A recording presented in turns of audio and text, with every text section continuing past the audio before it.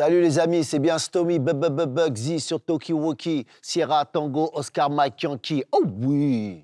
Toki, walkie, Toki, walkie, Toki, walkie, Toki, walkie, Toki, walkie, Toki, walkie, Toki, walkie, Toki. Bienvenue dans Tokiwoki, votre magazine confiné préféré. Ce mois-ci, on rencontre le gangster d'amour et légende du rap, Stomy Bugsy. Après un passé d'agitateur musical, Stomy fait son retour au théâtre dans une pièce consciente et engagée. Tokiwoki s'est aussi baladé pendant la dernière Fashion Week parisienne. L'occasion de se glisser dans les coulisses du défilé Pigalle. Rencontre avec son créateur, Stéphane Hachepoul. Morgane Hortin, la créatrice du conte Amour solitaire, nous parlera de l'adaptation de ses livres en série et c'est bien croustillant. T'as qu'à lui répondre combien dans la vie, c'est le cul. Mais tout de suite, direction le théâtre du Gymnase pour rencontrer l'ancien chaud lapin du rap français. Oh oui!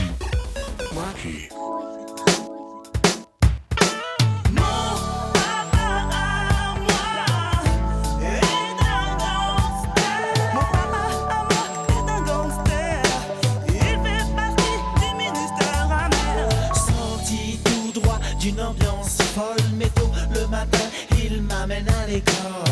Fatigué de ces soirées agitées, il me dit que c'est le studio, mais... Je suis Gilles Duhart, de mon nom d'artiste Stomy Bugsy, un rappeur, acteur, metteur en scène, auteur, ancien boxeur, quoi encore en heure. Voilà, je suis juste moi, voilà. Comme ça, comme si il était recherché, je ne suis jamais certain que c'est lui qui viendra me chercher. Mon nom Stomy Bugsy, ça vient, j'étais au Flanade à Sarcelles avec mon pote Rico. Rico qui est un rappeur et un breaker. On cherchait un nom de tag et un nom de danseur aussi. Et on regardait la jaquette d'un disque d'Africa Bambaataa et c'était le label Tommy Boy. On trouvait que le logo du label, il me ressemblait. C'était un petit bonhomme avec un bonnet. Bon, vous voyez, je porte encore des bonnets. Et on a rajouté un S et on a enlevé un M. On a fait Stomy. Voilà. Et Bugsy, ça vient de Bugsy Siegel, le célèbre gangster qui a eu la vision de créer Las Vegas, qui était un gangster mais qui rêvait d'être un acteur aussi. Les gangsters ne font pas de vieux os. Si oui, derrière les barreaux, choisis le droit chemin. Bah, j'ai grandi à Sarcelles, dans une belle enfance. C'était cool, c'était bien Sarcelles. Il y avait plein de vergers partout. On prenait nos vélos, on allait cueillir les cerises, les poires. Maintenant, quand je retourne, je vois maintenant c'est des routes, des périphériques, des nationales qui passent. Alors qu'avant, il y avait des tonnes et tonnes de vergers. Je voyais des renards, il y avait tout. Il y avait quelque chose de nature. Je suis une espèce de Gavroche. Je suis un jeune lascar, j'ai pas été à l'école. Je suis vraiment un enfant de la rue, quoi. Avec la mère qui t'attrape et qui te cogne bien dur parce que tu fais des conneries, mais je suis vraiment un enfant de la rue. J'étais très tard le soir dans la rue, le matin, je venais sonner, je te sifflais en bas chez mes potes. Ils me disent, qu'est-ce que tu fais là? Mais je suis un enfant de la rue, je suis un pur produit de la rue, de la danse. Je breakais dans les halls. Après, plus tard, quand j'ai déménagé dans le 18e, je suis vraiment... Tu vois, La Belle et le Clochard? Eh ben, le clochard, c'est moi. Le petit qui n'en paye pas une mine, mais qui se castagne, qui est courageux, qui a le cœur sur la main, qui a un filou et qui essaye de charmer la plus belle du quartier. C'est moi. Ben, j'ai eu une belle enfance. On était pauvres, mais ça va, on était heureux. De Sarcelles. Je reconnais bien là. Le playboy de Sarcelles. Quand je découvre le rap, j'ai... je sais pas, je dois avoir 10 ans peut-être. 10 ans, c'est mon grand frère José qui apporte une cassette de Sugar Gang. Et le titre, il fait Jam, Jam, Ajaba, Jam, Jam, Jam, Jam, Jam, on, come on, yeah, Jam, Jam. Je fais ouhou. J'entends ça déjà à 9 ans, un truc comme ça, et je dis putain, c'est super puissant ça. Et voilà, je tombe amoureux du rap comme ça.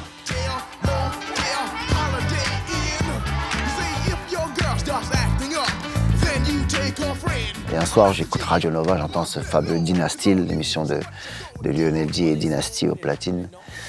Et j'entends Passy qui rappe. Et je me dis, waouh, si Passy rappe là-bas, moi aussi je peux le faire. On rappait à l'époque ensemble, à l'école. Donc je me dis, voilà, moi aussi je vais y aller. J'écris 4 textes en une semaine et je décide de foncer à Radio Nova, dirigé de main de maître du célèbre Lionel D, qui nous a quittés il y a pas longtemps.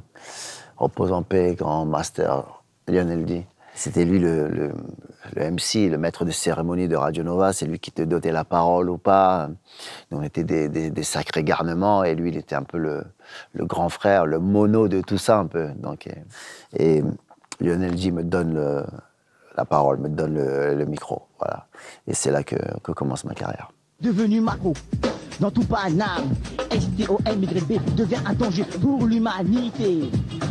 Le syndicat du crime est à ma recherche, et pour mes rimes, je trépasse comme une flèche. Comment vous êtes rencontré avec Passy, avec qui vous avez fondé le Ministère Hammer? Passy, il habitait dans un quartier juste à côté du mien, à mon avis 10 minutes à pied. Et je le voyais souvent passer. Et il avait déjà un bon style. Il avait déjà plein de paires de chaussettes, une Adidas là, une Nike, une New Balance là. Il était vraiment stylé. Et il adorait jouer au basket. Et chaque fois on se voyait, on se chambrait, on freestylait aussi ensemble. Après on était à l'école ensemble, on se faisait des chasses à l'homme, on freestylait ensemble, on dansait ensemble. Voilà. Sierra, Tango, Oscar, Mike, Yankee. Comme le prédateur, je ne sors que la nuit. Cette fois encore la police et l'ennemi. Je souhaite la meute, personne ne piote. Je pense qu'on est un des premiers groupes à faire vraiment du rap français. Du rap français, du rap qui vient du terroir, de la bonne franquette, de la banlieue française, avec nos influences, avec nos origines, avec notre culture. Même, tu vois, quand on rappelle dans le Ministère Hammer, je mets des mots de créole capverdien, on met de l'argot de Sarcelles, on met des influences du créole aussi, des Antilles, Passy, mais aussi des mots en lingala. Voilà, on fait vraiment du rap français. Voilà, avec notre propre identité. Voilà.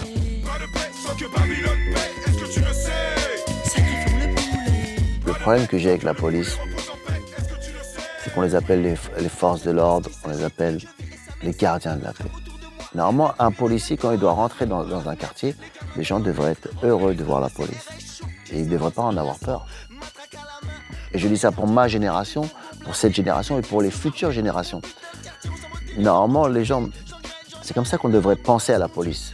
On devrait penser à la police à quelque chose de bien, un bien-être, une force bienfaisante. Voilà, alors que c'est tout le contraire. Les gens en ont peur dans les quartiers. Pourquoi? À cause des bavures, à cause des injustices. C'est le monde à l'envers. Voilà, faut revoir la police, toute la police. Après, il y a des bons policiers et des mauvais policiers, ça, on le sait. Et ça, je suis le premier à le dire.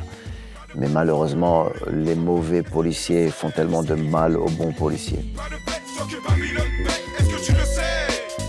Quel regard tu portes sur le rap aujourd'hui, qui a grave évolué, entre votre époque où vous arriviez à faire passer des messages forts.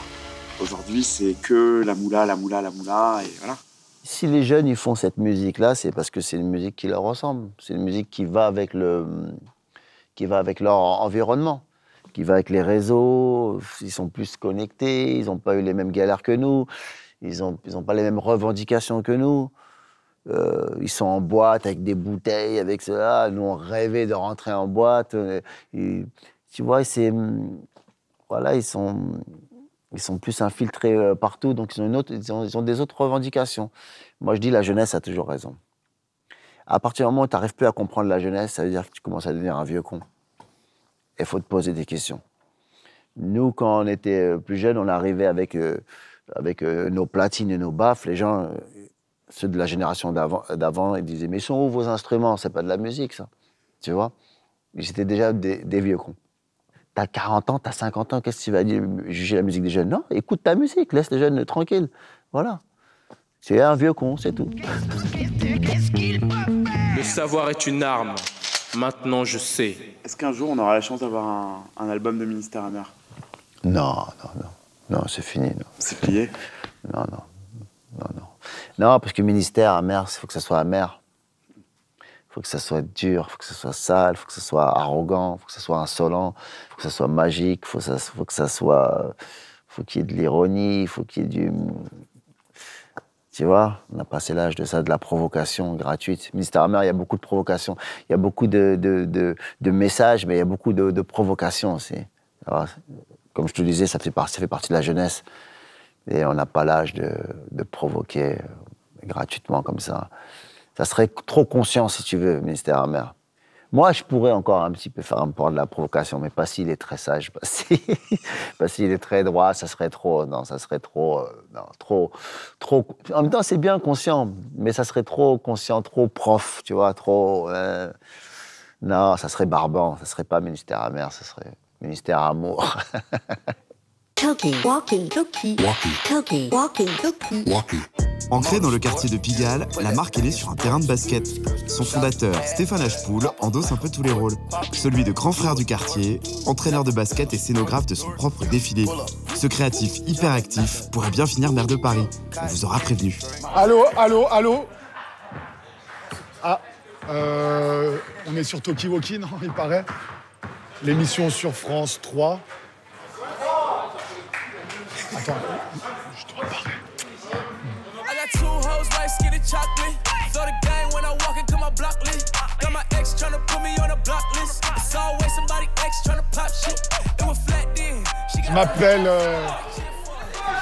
Je m'appelle comment en fait? Je dors pas beaucoup, donc tu sais, je fais la fête, je joue au basket. Je m'appelle Stéphane, je viens de Paris, je kiffe ma ville, j'adore la couleur. On est chez nous là, rue du Perret, à Pigalle. On a ouvert ce terrain il y a 10 ans. Peu à peu, on a mis des couleurs, ça a amené des gens, une énergie. Les filles venaient, c'était chaleureux. Et puis c'est devenu un endroit de vie avec toute une scène de gens. C'est bien Bilal. Les gars, ils jouent, ça joue dur en plus. Aujourd'hui, on lance la collecte Nike. Il y a le terrain qui va avec les nouvelles couleurs. Et après, je présente une réinterprétation théâtrale de tout ça.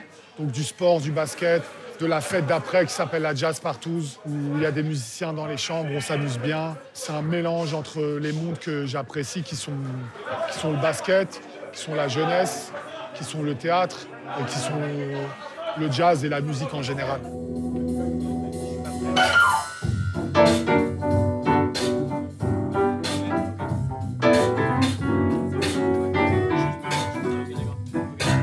Est-ce qu'on peut voir quelque chose comme ça? Est-ce qu'on peut faire le porter une fois? Est-ce qu'on peut s'approcher un petit peu? Plus les garçons, everyone can. Yeah. It's okay. Let's go out. So I like the idea that all the movements are as much as you can aussi open and large. And curvy, open. Yeah, a bit like a ballet dancer. You know, when we do this.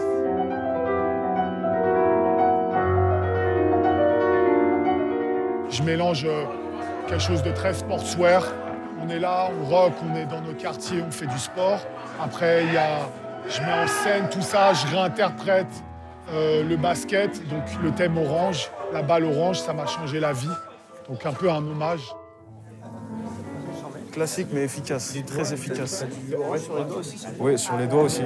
Ça fait partie de tout en fait. Là franchement, très bonne ambiance. Il y a notre collègue là juste derrière qui essaie d'amener la bonne énergie.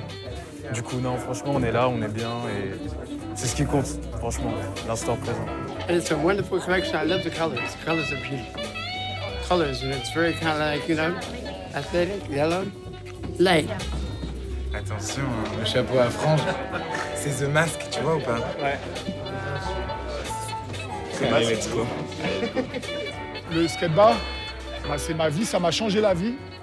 Ça m'a donné beaucoup d'éthique de travail, de dompter le temps, de m'occuper de jeunes, de m'occuper de moi, de faire partager à beaucoup de gens. Donc ouais, autant dire que c'est plus que important, ça a changé ma life.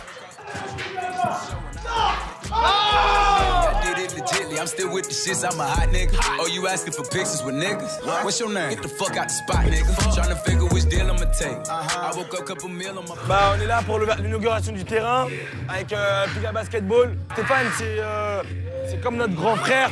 On l'a connu maintenant, ça fait 15 ans, je crois. Il l'a connu tout petit, il nous aide beaucoup. Quand on a un projet, il nous soutient. Il mène une équipe de basket. On joue tous ensemble, tout le temps. Le projet, il s'appelle Ensemble. J'habite en face. Tous les jours, on est là, on joue avec les gars. That's my man. These goodies. Chiche. Les gens qui ont les tenues, c'est les gens issus du quartier, en fait. Bah, vous voyez, on les frais. C'est pas tout le monde qui porte ça. Vous voyez, des bons produits. Thanks. Ouais, on grandit ensemble. Et juste d'être des bons gars, en fait. Qu'on soit bons, des filles bien, être polies, bien se comporter. Donc le temps que je passe, c'est pour être ça. Et puis de temps en temps, quand je fais des bons cachets, on part tous en vacances ensemble. On était aux Philippines, au Japon. Je pars quand je travaille, quand je bouge pour le travail, je les ramène avec moi.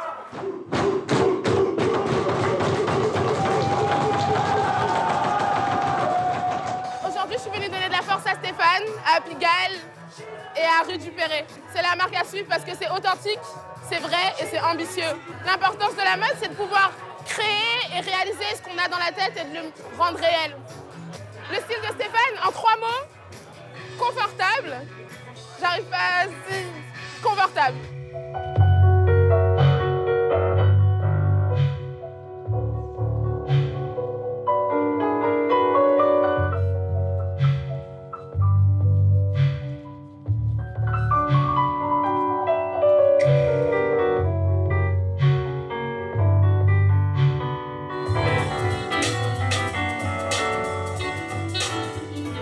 À Paris, j'ai mon mot à dire. J'ai l'impression de vraiment représenter ma ville et que ça continue comme ça. Et puis un jour, je serai maire de l'arrondissement.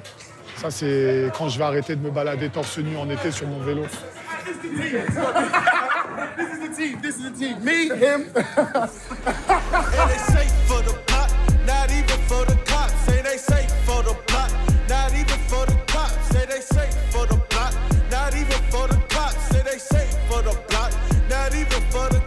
Portez de la couleur, regardez au maximum votre ville, elle est trop belle.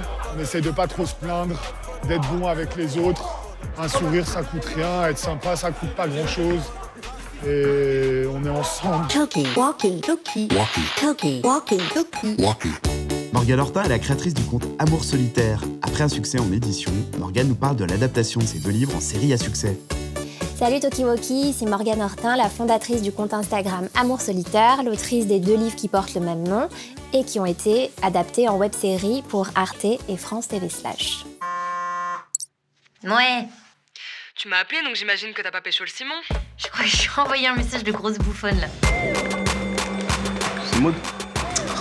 Vas-y, calme-toi. Ça avance, c'est quoi? Ouais, ça avance. Comment il a raté sa vie, c'était sa première meuf. Tu te prends la tête pour des histoires de textos et tout. Alors moi je me dis, ça se trouve, tu fais exprès juste pour te venger. Mais le plaisir est dans l'attente, et l'attente c'est le fantasme, et le fantasme c'est le meilleur de la vie. Non, c'est lui qui a envoyé ça? Ouais. Comment, c'est de la merde? T'as qu'à lui répondre que merde dans la vie, c'est le cul? Amour Solitaire, c'est un projet collaboratif qui compile tous les plus beaux messages amoureux écrits en français partout dans le monde entier et que j'aime à appeler les archives francophones de l'amour.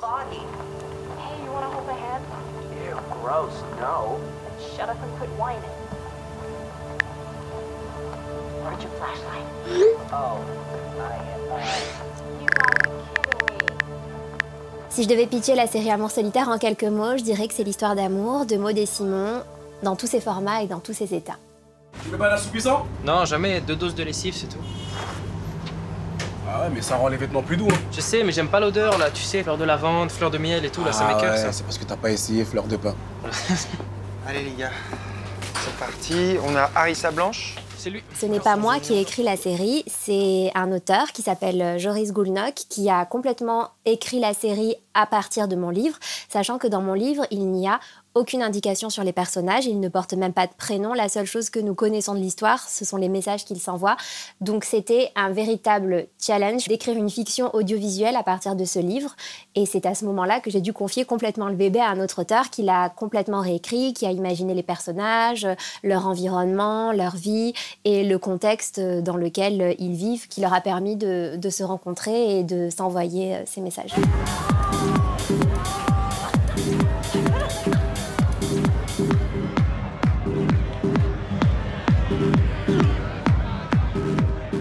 Il y a 2 formats pour regarder la série. En fait, on a pensé à tous ces gens qui aimaient relire 2 fois leurs messages d'amour. Et on s'est dit que ce serait pas mal s'ils pouvaient aussi regarder la série de 2 manières différentes. Le premier format, c'est comme si vous étiez dans le téléphone de Maud et Simon, et qui est disponible sur Arte à suivre. Et le deuxième format, c'est comme si vous étiez à côté des amoureux. Et ça, vous pouvez le regarder sur France TV Slash. Ça a été un vrai défi de filmer ces 2 formats parce qu'il y a le format donc pour France TV Slash qui a été tourné avec une caméra, on va dire, traditionnelle. Et il y a le format qui est comme si c'était dans leur téléphone, qui a été tourné à l'iPhone par les acteurs. Mais arrête, elle va être nulle la photo. Elle est parfaite. Vas-y, j'ai une tête de chameau. Moi, je suis la seule à la voir, celle-là. Non. Ça fera un souvenir de la première nuit que tu vas passer chez moi. C'est une invite? Ouais. Mais quoi, ce soir? Oui. On n'avait pas forcément émis des conditions très strictes pour le casting. On avait envie que n'importe qui puisse y participer. Ce qu'on voulait surtout, c'était quelqu'un qui s'empare vraiment du rôle et qui fonctionne bien en groupe. Parce que Maud et Simon ont chacun leur bande d'amis. Et ce qui comptait vraiment, c'est qu'il y ait une synergie entre ces amis et qu'on ait l'impression qu'ils soient vraiment amis dans la vraie vie. Mon amour. Anaïd Rosam, je suis ravie qu'elle fasse partie de la série. Ça fait un moment qu'on l'avait découverte sur Instagram. Elle est hilarante, elle est super intelligente et je vous conseille tous d'aller voir ces petites vidéos qui font mourir de rire tout Instagram en ce moment. Anaïd Rosam. Envoie-le, écoute-moi. Allô? Tu vas regretter demain, tu vas voir. Elle va finir par regretter et alors? Lui, il va kiffer sa mère. Pourquoi il va kiffer? Parce que ça, c'est un bête de message. Il est trop beau, il est ouf, il est vrai. Puis aujourd'hui, on sent plus lettre d'amour en mode Molière et tout. Donc un message bourré, c'est franchement, c'est sublime. Envoie-le. On est d'accord ou pas? C'est le conseil merdique le plus beau que j'ai jamais reçu. C'est juste un conseil merdique. Allez, j'en jouais. T'inquiète, tu me remercieras. Le tournage était super intense parce que ça a été fait très très rapidement et qu'on a tourné beaucoup de choses le même jour. Et j'en garde un excellent souvenir, c'était super, l'équipe était géniale, les acteurs étaient aussi hyper impliqués, c'était vraiment un bon moment et moi je découvrais tout, absolument tout. Donc j'étais comme une petite fille sur le tournage, j'ai pas servi à grand chose à part tout regarder, tout prendre en photo.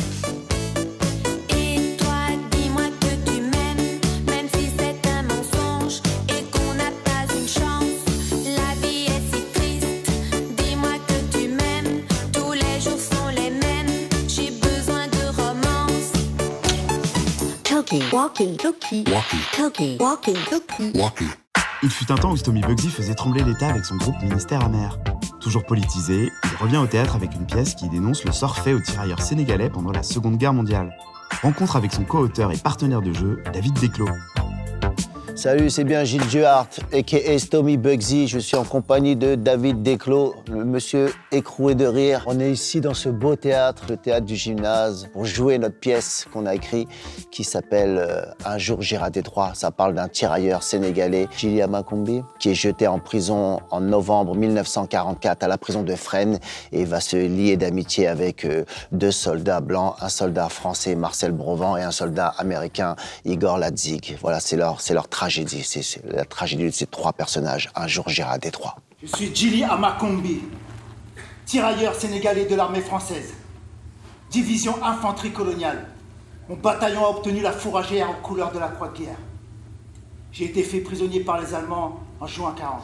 Il est libéré en 44 et à sa libération, avec ses frères d'armes, il demande le paiement de sa solde de captivité. Ses officiers ne lui donnent pas et promettent à lui et à ses camarades, allez à Tiaroy, au camp de Tiaroy, et là-bas, vous serez payé. Djily Makumbi refuse, il sent qu'il se passe quelque chose de louche, donc il est jeté en prison à Fresnes en novembre 1944. Dès qu'il arrive en prison, il entend ses voisins de cellule Marcel Brevan, qui est joué par David Desclos, un Français blanc prisonnier qui a été jeté en prison parce qu'il a refusé de combattre avec le pantalon d'un mort.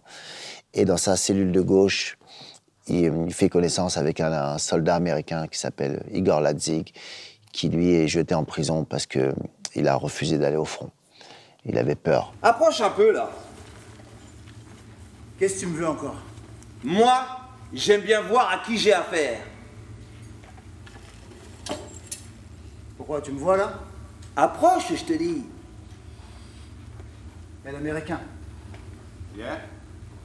Ton ami peut me voir là? Je ne sais pas, je ne sais pas. Oh, je sais pas, il sait très bien. Il est con aussi. Je suis David Desclos, je suis un ancien bandit, j'ai fait 10 ans de prison dans ma vie pour des faits de cambriolage sans armes et sans violence. J'étais spécialisé dans la neutralisation des systèmes d'alarme. Et avec mes amis, on cambriolait les banques la nuit sans armes, sans violence. Donc en prison, j'ai pas perdu mon temps. J'ai écrit ma vie avec beaucoup d'humour et de dérision, mais beaucoup de messages. J'ai eu l'idée aussi de faire ce spectacle en série télé. Et j'ai eu l'idée, dans cette série télé, d'avoir un rôle pour Stomy. Et je voulais écrire cet épisode avec Stomy. Donner un rôle, c'est pas suffisant. C'est l'écrire ensemble, je trouve que c'est beaucoup plus puissant. Ensuite, il est venu voir mon spectacle, Écroué de rire, que je jouais au Théâtre du Gymnase. Il l'a trouvé très bien, mais il a senti qu'il y avait encore mieux à faire. Donc il m'a aidé à l'écriture, on a repeaufiné l'écriture, on a réécrit ensemble.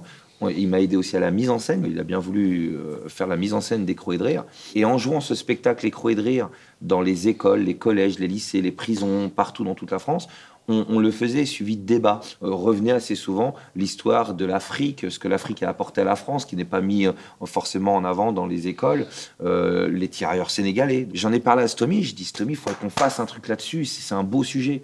Et comme par hasard, son père, 2 semaines avant, venait de lui en parler en lui disant « Mon fils, il faut faire un spectacle là-dessus ». Et là, on s'est dit, c'est un signe des dieux, quoi, des ancêtres, il fallait le faire. Les sujets qui nous intéressent avec David, les sujets qu'on regarde, qu'on cherche, il y aura toujours, je sais pas, un engagement humain, un engagement humaniste, un engagement... je sais pas, c'est même pas militant, parce que c'est dans mon ADN. C'est dans mon ADN et c'est ce que je suis, je pense, tout simplement, sans forcer le trait. Je déteste l'injustice, et David aussi, donc on s'est bien trouvé. Les gens nous voient à la fin, ils viennent nous voir, ils me disent mais c'est génial, ce devoir de mémoire, le jeu de Stomy. Les gens découvrent le jeu parce que Stomy tient la pièce, c'est lui qui a le rôle central. Même si nous, on vient, lui apporte, on est sur le côté, on donne aussi beaucoup. Mais Stomy, là, les gens le découvrent en tant qu'acteur théâtre. Il était connu en tant que rappeur et acteur cinéma. Mais là, acteur théâtre, la France le découvre. Et surtout, la pièce, quoi, l'histoire, d'avoir mêlé ces 3 histoires entre Marcel Brevan, Igor Ladzig et Djily Makombi, le tireur sénégalais. On a un retour énorme, on est super fiers. Un soldat français, un autre américain, enfermés dans une prison française en pleine guerre. Et vous allez peut-être me dire que c'est les Allemands qui vont venir nous libérer? Il est con, celui-là. Les Allemands, on aura tout entendu maintenant.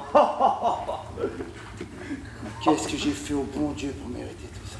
Une de mes plus grandes fiertés, c'est que j'ai jamais été en prison. Et je suis très fier. Parce que pour moi, la prison, c'est l'esclavage. C'est comme si, chaque fois qu'on me met les menottes, c'est comme si on mettait les fers à mes ancêtres. Je le dis à tout le monde, c'est pas une fierté d'aller en prison. C'est une défaite. Mais on peut en apprendre, on peut apprendre des choses. L'important, c'est quand tu es en prison, réfléchir à ne pas y retourner. Absolument pas. Talkie, walkie, talkie, talkie, walkie, talkie, walkie. Dans la seconde partie de Talkie Walkie, l'artiste Thomas Lélu décrypte avec humour ces images qu'il crée sur Internet. Le chef Abdel Alaoui nous donne un petit cours de cuisine dans la rubrique Foodie. Bon, ça va Talkie Walkie? Ça se passe bien? Moi ici en cuisine, je m'éclate. Je suis en train de couper du concombre. Et Stomy Bugsy vous emmènera dans sa loge du Théâtre du Gymnase.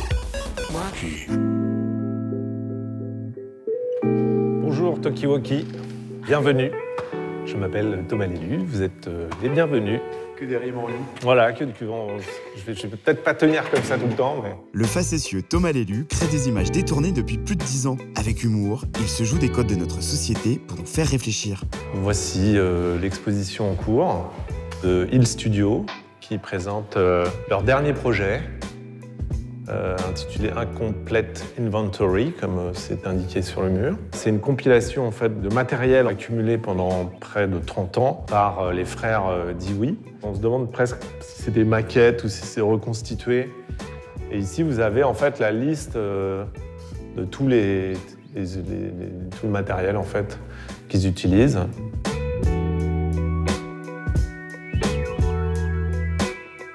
Pour moi, Instagram, c'est d'abord une agréable surprise parce qu'on a le retour en direct des réactions, on a l'avis du public. Je poste des images qui sont souvent des collages, des montages qui font référence ou à l'actualité politique ou à l'actualité de la mode parce que je travaille dans la mode depuis maintenant quelques années. Il y a une critique de la consommation, il y a une critique assez générale de tout, en fait. Je crois que c'est plus une philosophie, un état d'esprit qu'une critique qui va s'attacher à tel ou tel domaine. C'est quand ils pensaient avoir arrêté Xavier Dupont de Ligonnès et puis finalement, il s'était trompé. Je me suis dit, j'ai mis la tête de cette affreuse personne. Là, par exemple, c'est une image de Timothée Chalamet avec Lily Rose Depp. Ils sont sur un espèce de petit bateau et j'ai rajouté le papa en Pirates des Caraïbes qui guette, quoi. Là, on a Vin Diesel, donc en diesel. Là, c'est une des piscines à débordement en Asie. Donc, j'ai fait une merde de déchets plastiques, toujours dans le contraste. Harrison Ford, tout simplement. Pourquoi se prendre la tête? Après, ça devient des gimmicks et je pense aussi que les gens, ce qui les fait marrer, c'est qu'ils attendent le prochain, tu vois, c'est un peu comme un rendez-vous quotidien. Ah bah tiens, Puis il y en a qui disent « Ah putain, oui, tu l'as eu ». Enfin, c'est comme un jeu, quoi, en fait. Il y a quelque chose de... C'est assez proche du jeu, je crois. C'est un jeu avec le public, à un moment.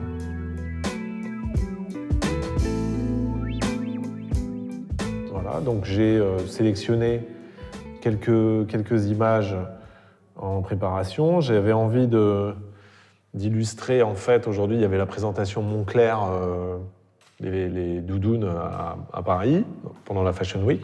Et comme il caille dehors, du coup, je suis allé chercher des photos d'abribus. J'avais dans l'idée, en fait, de détourer donc, une doudoune comme ça et de la mettre à l'arrêt de bus en train d'attendre le bus, quoi. Alors, le problème, c'est qu'une idée ne donne pas forcément une bonne image. Il n'y a qu'en faisant qu'on va s'en rendre compte. Je vais tester l'image pour voir déjà si ça fonctionne ou pas. Ça sert à rien de faire un truc trop précis si au final ça ne fonctionne pas. Bon, voilà. Ça peut être une... voilà. Ça peut être une idée.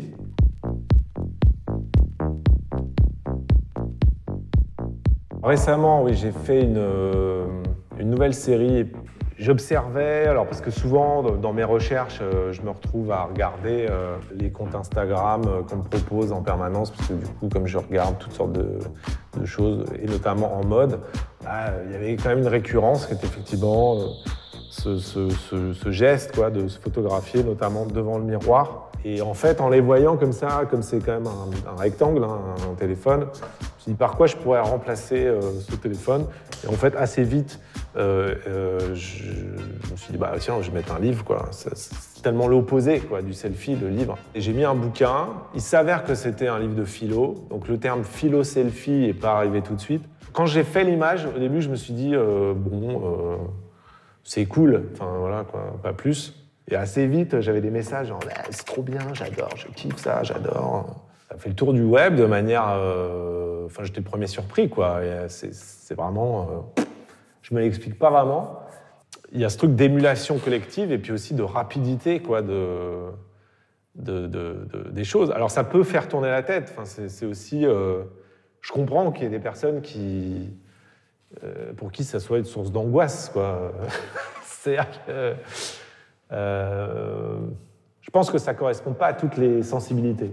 Il y a un phénomène de saturation, donc on a besoin à la fois d'arrêter Instagram, mais aussi on a à la fois besoin de prendre un petit coup d'Instagram pour aller mieux, quoi. Et ce qui est marrant, c'est que il y a aussi des réactions comme des gens qui me disent c'est cool, parce que du coup ça m'a donné envie de lire tel ou tel bouquin, Donc je me dis, c'est à la fois marrant et en même temps, si ça peut donner un petit, tu vois, un petit coup de pouce pour que les personnes lisent des livres de philo, bah tant mieux, quoi. J'ai envie de dire, avec toutes ces images, il faut continuer à lutter, à se battre contre l'entropie. Dans cette période difficile, qu'on peut facilement se sentir un peu écrasé, et qu'au contraire, il faut, avec les outils qu'on a aujourd'hui, d'une manière ou d'une autre, se battre en se marrant. L'humour, c'est une arme, oui. Oui, je pense. Et l'avantage, c'est qu'elle ne tue pas. Hasta luego, Toki Woki. Le chef Abdel Alaoui vous a concocté un petit cours de cuisine à la maison. Allez, c'est parti les gourmands. Hey, salut Tokiwoki, j'espère que vous allez bien. Alors je suis Abdel Alaoui, vous me connaissez, hein, je suis le cuisinier, je suis passé par Canal+, France Télévisions, mais aujourd'hui je vous fais rentrer dans ma cuisine. Alors c'est vraiment secret, hein, c'est la première fois que je fais rentrer quelqu'un dans ma cuisine, et c'est vous, Tokiwoki. J'ai une petite marmite ici, j'ai l'évier qui est derrière moi, mon frigo, voilà, et je vais vous préparer un petit pickles de concombre. Un pickles de concombre, voilà, parce que c'est la saison des concombres. Il n'y a pas grand-chose dans cette recette, hein. Il y a du sucre, du thym, un peu d'eau de fleur d'oranger, qu'est-ce qu'il y a d'autre? Il y a du vinaigre blanc, voilà, du vinaigre blanc, et des graines, comme des graines de pavot, des graines de sésame, des graines de courge, voilà, un mélange de graines comme ça. Tout ça mis dans le concombre, et les amis, après vous allez avoir un pickles parfait. Parfait. D'ailleurs, c'est un pickles que je sers dans mes restaurants. Vous connaissez mes restaurants, c'est un restaurant Yema, c'est une cantine marocaine. C'est une cuisine assez ludique, marocaine, que j'ai un peu dégraissée, désucrée, voilà. Ma mère, elle aimerait pas trop que je dise ça, mais voilà. Je vous montre un peu la recette. Alors, elle est facile, et en même temps, quand on me connaît comme cuisinier hyper rapide, grâce notamment à Canal+, où je faisais des recettes en direct, en 3 minutes sur l'édition spéciale. Maintenant, j'ai un peu plus de temps, je suis sur 7 à vous. J'ai pris de l'âge, j'ai 40 ans, et je fais des recettes un peu plus longues. Mais la recette d'aujourd'hui, elle est vraiment rapide. Notez bien, rapide. Le pickles le plus rapide du monde. Je vous montre les ingrédients, vous allez voir, c'est hyper simple. Il y a plein de choses que vous avez vraiment dans vos placards. On a du vinaigre blanc, l'eau de fleur d'oranger, le sucre, on a du concombre, le thym et quelques graines, un mélange de graines avec des graines de pavot, des graines de sésame, graines de pignon de pin, des graines de courge aussi. Préparez vos couteaux, vos serviettes, il n'y a pas besoin de plaque, il n'y a pas besoin de four. Je prends tout simplement une passoire, une petite passette. Vous voyez, une petite passette là, comme ça. Petite passette. On prend un petit saladier. Dedans, on va mettre les concombres avec un peu de fleur de sel. On va faire dégorger ce concombre. Dégorger, ça veut dire retirer le maximum d'eau de ce concombre grâce au sel. Ouais, petite réaction chimique comme ça. J'enlève tous les ingrédients dont j'ai pas besoin tout de suite. Voilà, je garde que le concombre. Voilà, le concombre, on va enlever ça ici, là. Et on va se faire 2 petits morceaux. 2 bons morceaux de concombre, tu vois. 1, 2. On peut garder le verre, hein, on a besoin, il n'y a pas de problème.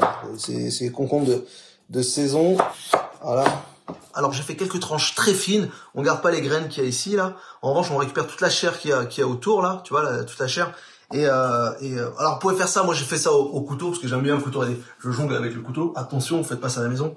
Et après je tranche très finement, comme ça, des petites tranches, tu vois, assez fines, qu'on va récupérer, qu'on va couper en julienne. Et après on va les faire dégorger. Alors, si vous avez une mandoline chez vous, vous pouvez aussi le faire avec une mandoline. Après, on obtient ça. Ça, on n'en a pas besoin. Ça, vous pouvez le garder. Vous le mettez dans un robot mixeur avec des pommes, du citron, un peu de céleri, un peu de miel. Vous mixez tout ça, ça vous fait une super boisson hyper healthy. On récupère ces petites tranches, tu vois, comme ça. Et on fait des petits bâtonnets qu'on appelle des petites juliennes. Comme ça. Voilà. Tu vois, ça donne une petite julienne... Tu vois, assez belle, assez fine. Alors évidemment, vous y allez doucement, vous, de votre côté. On prend les concombres, on les met ici, dedans.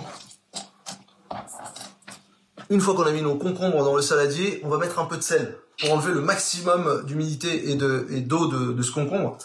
Tu vois, on n'est pas un concombre hyper humide et plein d'eau. On met un peu de sel. Voilà. On mélange tout ça. Tu entends les petits grains de sel, là? Voilà. N'hésitez pas à en mettre beaucoup du sel, c'est pas grave parce que l'eau du concombre va éliminer toute la partie salée de cette recette, y a pas de problème. Et en plus on va rajouter après du vinaigre, du sucre. Donc le concombre sera pas trop salé, vous inquiétez pas.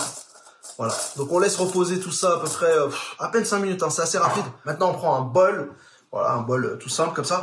Dedans on va mettre le sucre, voilà, tout le sucre. Alors pour un demi-concombre, prenez 50 g de sucre, prenez 2 cuillères à soupe d'eau de fleur d'oranger. Hop, on en met à peu près 2 cuillères à soupe, 1 et 2. Voilà, super simple. On mesure comme ça avec les yeux. D'ailleurs, il y a un proverbe arabe qui dit tes yeux sont ta mesure. Donc on a ce mélange d'eau de fleur d'oranger et de sucre. Oh, ça sent bon là, ça t'es au Maroc directement. Alors ça, c'est une recette que je fais dans tous mes restaurants. C'est vraiment un secret. En général, je la dévoile pas cette recette, mais ça y est, elle sera chez Tokiwoki. Voilà, vous en faites bon usage, les amis.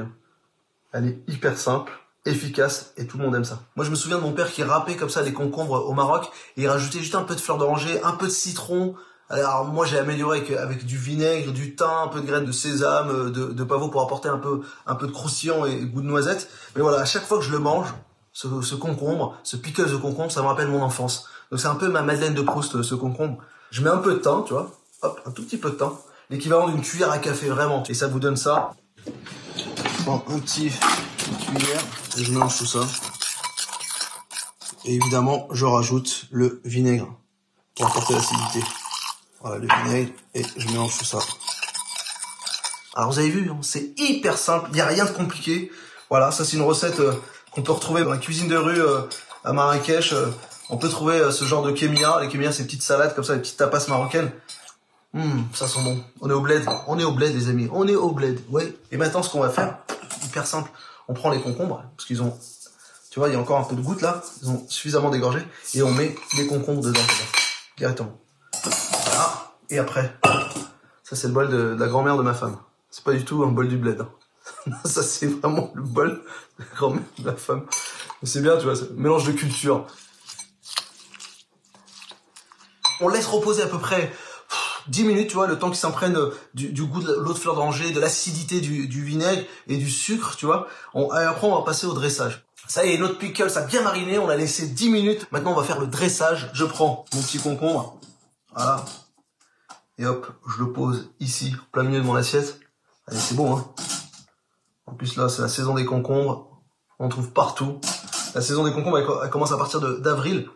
Et on a des concombres bien juteux, bien frais. Donc on a ce concombre qu'on a posé ici, il a le goût de l'eau de fleur d'oranger. Et après, regardez, on prend juste des petites graines comme ça va apporter un peu de croustillant à cette recette.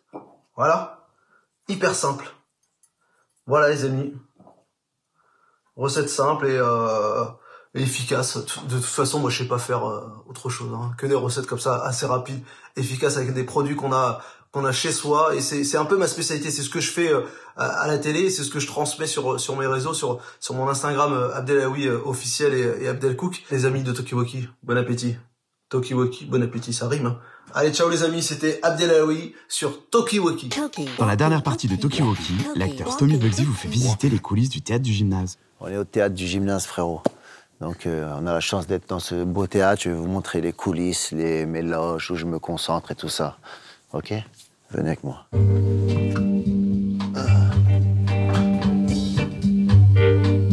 On va monter un peu dans les gradins. Veuillez patienter, une ouvreuse arrive. Et quand vous allez au théâtre, n'oubliez pas, donnez de l'argent aux ouvreuses. C'est comme ça qu'elles sont payées au pourboire. Si tu viens au théâtre ce soir, fais pas la pince, sois un prince.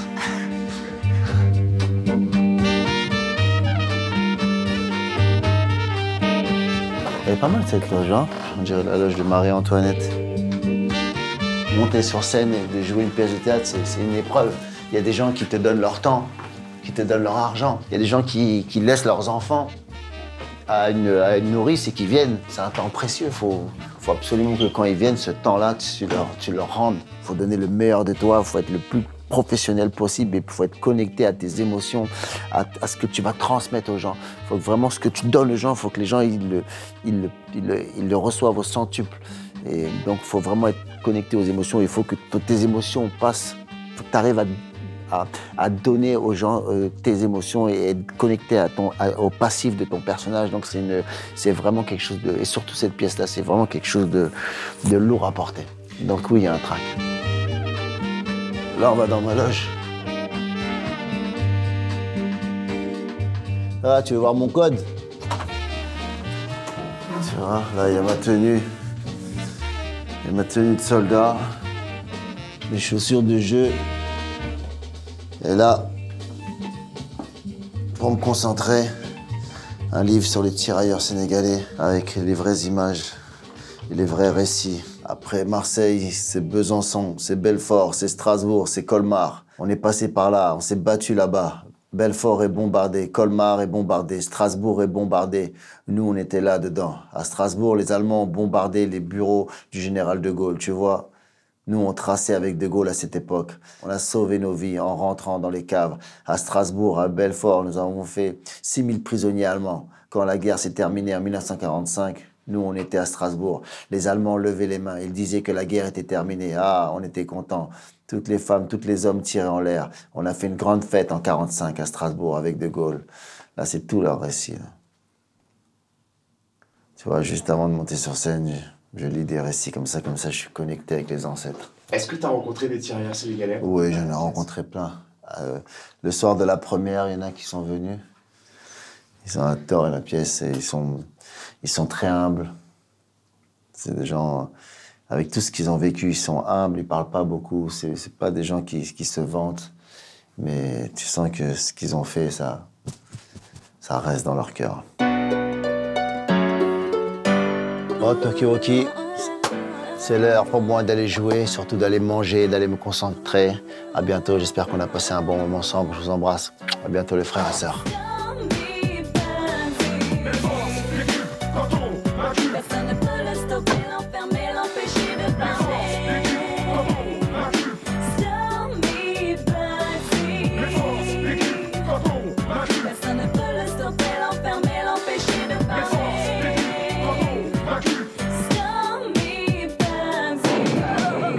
Walkie, walkie, walkie, walkie, walkie, walkie.